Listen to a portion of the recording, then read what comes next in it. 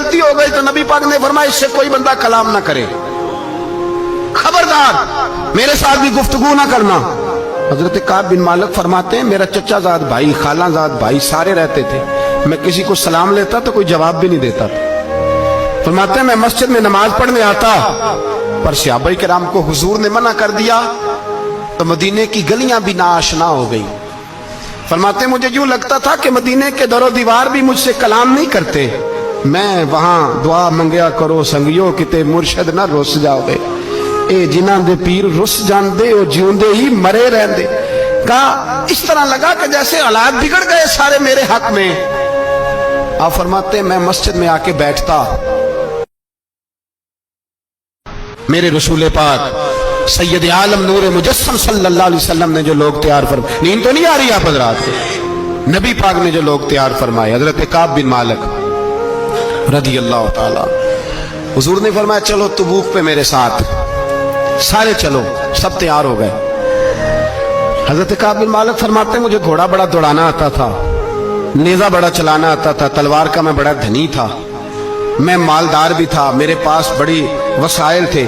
حضور چلے گئے تو میں نے یہ بخاری ہے، فرماتے ہیں میں نے سوچا کہ میں چلا جاؤں گا، کل میں گھوڑا دوڑاؤں گا، میں نے پیچھے پہنچ جانا، پرسوں چلا جاؤں گا، ترسوں بس سستی ہو گئی، نہ جا سکا۔ فرماتے ہیں وقت بیت گیا، حضور چلے گئے، آج جاتا ہوں کل چاہتا ہوں، اسی میں حالات سارے گزر گئے، حتیٰ کہ اللہ کے رسول واپس آ گئے۔ فرماتے ہیں کچھ بوڑھے تھے جو نہ جا سکے اور کچھ منافق تھے جو حضور کے ساتھ جہاد پہ نہ جا سکے۔ آپ فرماتے ہیں میں جوان بھی تھا، تیر انداز بھی تھا، اور دنیا عرب سارا جانتا تھا کہ مالدار بھی ہے، اللہ تعالیٰ کی دی ہوئی بڑی نعمتیں تھی، میں نہ گیا اور ہو غلطی گئی، سستی گئی۔ فرماتے ہیں حضور مدینے میں آئے، جب مسجد نبی میں بیٹھے تو منافق آ کے بہانے کرنے لگے، کوئی کہنے لگا بچی بڑی بیمار تھی، کوئی کہنے لگا حضور کل ہی صحیح ہوا ہوں۔ فرماتے ہیں مجھے بھی پتا تھا اور پتا مصطفیٰ کو بھی تھا جھوٹ بول رہے ہیں، حضور کو پتا تھا، پر وہ بہانے کرتے، حضور قبول کرتے، میں چلو جاؤ۔ کہا فرماتے ہیں ایک منٹ کے لیے مجھے بھی وسوسہ آیا کہ کوئی بہانہ نہ کر دوں، لیکن پھر میں نے سوچا بہانہ کس کے سامنے کروں جسے اللہ تبارک و تعالیٰ نے نبوت کی آنکھ عطا فرمائی ہوئی ہے، اس محبوب کے سامنے بہانہ۔ اس خیال آیا مسلمان نیک و بد پہچان جاتے ہیں، محمد آدمی کے دل کی باتیں جان جاتے ہیں، کدھر بہانہ کروں، حضور کو تو سارا پتا ہے۔ فرماتے میں گیا، حضور نے پوچھا کیوں نہیں آئے، اور پوچھا بھی مسکرا کے، کیوں نہیں آیا، مسکرا کے پوچھا۔ فرماتے ہیں میں نے سچ سچ بولا، میں نے کہا یا رسول اللہ سستی ہو گئی، حضور غلطی ہو گئی، جو بہانے لگا رہے تھے ان کو آزادی مل گئی، اور مکتب عشق کا دستور نرالا دیکھا، اس کو چھٹی نہ ملی جس نے سبق یاد کیا۔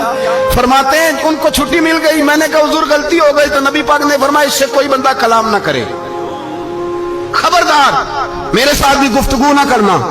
حضرت کعب بن مالک فرماتے ہیں میرا چچا زاد بھائی، خالہ زاد بھائی سارے رہتے تھے، میں کسی کو سلام لیتا تو کوئی جواب بھی نہیں دیتا تھا۔ فرماتے ہیں میں مسجد میں نماز پڑھنے آتا، پر صحابہ کرام کو حضور نے منع کر دیا تو مدینے کی گلیاں بھی ناآشنا ہو گئی۔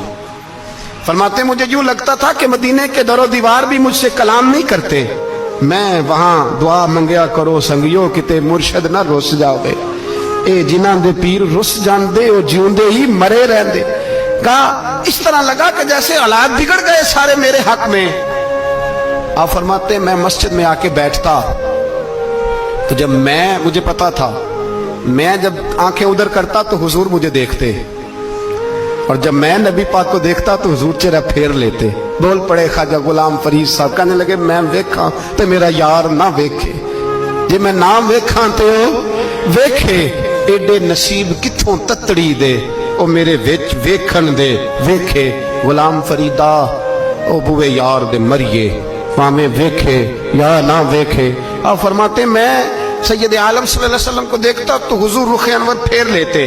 حضرت کعب بن مالک رضی اللہ تعالیٰ عنہ فرماتے ہیں کہ حضور کا حکم آیا کہ بیوی کو علیحدہ کر دو، بار پہلے کوئی نہیں بات کرتا، اب کہا بیوی کو علیحدہ کر دو، تو میں نے کہا حضور طلاق دے دوں، فرمایا نہیں میکے بھیج دو، طلاق نہیں دینی۔ فرماتے ہیں بال بچہ بھی چلا گیا، نہ گھر میں کوئی نہ باہر کوئی، تنے تنہا۔ آپ فرماتے ہیں زمانہ جانتا تھا، عرب کے صوبوں میں بات پھیل گئی کہ کعب بن مالک جیسا سردار، مالدار، گھوڑ سوار، تیر انداز نیزہ باز اتنا بڑا سیانا سنجیدہ آدمی جدا کر دیا نبی پاک نے. فرماتے ہیں غسان کے عیسائی بادشاہ نے مجھے خط لکھا. حضرت کعب فرماتے ہیں بڑی آزمائش تھی پر یہ مصیبت سب سے بڑی تھی. غسان کے عیسائی بادشاہ نے خط لکھا. اس کا آدمی مجھے ڈھونڈتا پھرتا مدینے میں ملا تو خط اس نے مجھے دیا. خط میں یہ نہیں لکھا تھا کہ کافر ہو جاؤ معاذ اللہ, یہ نہیں لکھا تھا عیسائی ہو جاؤ. اس نے خط میں لکھا کہ کعب ہم نے سنا ہے تمہارے نبی نے تمہیں چھوڑ دیا, ناراض ہو گئے. تم تو اس قابل تھے کہ صوبے کے گورنر بنائے جاتے, تم تو بڑے عہدے کے قابل تھے, تمہاری تو شہرت ہے سارے علاقوں میں. تم آ جاؤ ہمارے پاس, ہم تمہیں بہت بڑا عہدہ دے دیں گے. حضرت کعب بن مالک فرماتے ہیں اب میری چیخیں نکلی, اب میں تڑپ کے رویا. میں نے وہ اس کا خط پکڑا اور جلتے ہوئے تنور میں ڈالا اور مسجد نبوی میں سر سجدے میں رکھ کے میں نے کہا اے اللہ میرا ایمان اتنا ہی مشکوک ہو گیا ہے کہ کافر کہتے ہیں میں ان کے ساتھ مل جاؤں گا. اے اللہ میرا ایمان اتنا مشکوک کافر سمجھنے لگے ہیں کہ میں مسلمانوں کو چھوڑ کے ان سے اتحاد کروں گا. یہاں لوگ کہتے ہیں ہم نے پریشر کے لیے ان کو ساتھ ملایا, ہم نے پریشر کے لیے کافر سے سمجھوتا کرو گے, اپنے بھائی پر ظلم کرنے کے لیے بے ایمانوں کے ساتھ دوستی کرو گے. حضرت کعب بن مالک فرماتے میں نے تندور میں ڈالا, میں تڑپ کے رویا. میں نے کہا اے اللہ میرا اتنا امتحان نہ لے کہ کافر سوچنے لگے کہ میں اسے سمجھوتا کروں گا. اے اللہ مہربانی فرما, اتنا امتحان نہ لے. روتے روتے گھر گیا, سحری تک روتا رہا. ایک آدمی دوڑا آیا, کہنے لگا کعب جلدی چل, حضرت جبریل آ گئے ہیں, اللہ نے تیری توبہ قبول فرما لی ہے, رسول پاک نے تجھے یاد فرمایا ہے, چل آ جا. حضرت کعب بن مالک فرماتے میں قدموں میں گرا اور میں نے کہا محبوبہ میرا سارا ہی مال لے لے, حضور میری ساری صلاحیتیں لے لیں, رکھ لیں سارا کچھ, مجھے وہ مال نہیں چاہیے جو آپ کے دروازے سے دور کر دے. حضور وہ دولتیں میرے کس کام کی جو آپ کے دروازے سے دور کر دے. بے نور بے چراغ جو محفل ہو پھونک دو, اعظم بلا سے اپنی وہ ہستی ہی کیوں نہ ہو, جو چیز اس کی راہ میں حائل ہو پھونک دو. حضرت کعب بن مالک رضی اللہ تعالیٰ عنہ نے ایک منٹ کے لیے بھی کافر سے سمجھوتا کرنا پسند نہ کیا. جبھی تو اللہ نے توبہ حضرت جبریل کے ذریعے نازل فرمائی.